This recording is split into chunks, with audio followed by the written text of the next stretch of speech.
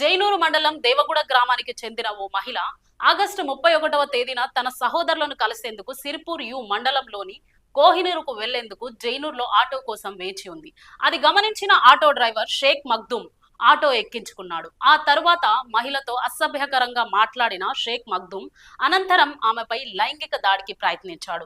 దీంతో ఆమె భయభ్రాంతులకు గురైన మహిళ ఆటో నుంచి దూకేసింది. ఈ క్రమంలో ఆటో ఆపి కిందకి దిగిన షేక్ మగ్దుమ్ జరిగిన విషయాన్ని ఆమె ఎవరికైనా చెబుతుందని భయపడి ఇనుప రాడుతో ఆమె ముఖంపై తలపై తీవ్రంగా కొట్టాడు.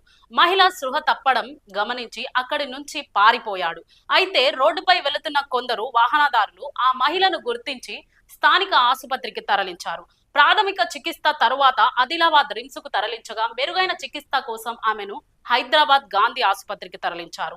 ఆమె సృహలో లేకపోవడంతో గుర్తు తెలియని వాహనం ఢీకొట్టి వెళ్లిపోయిందని బాధిత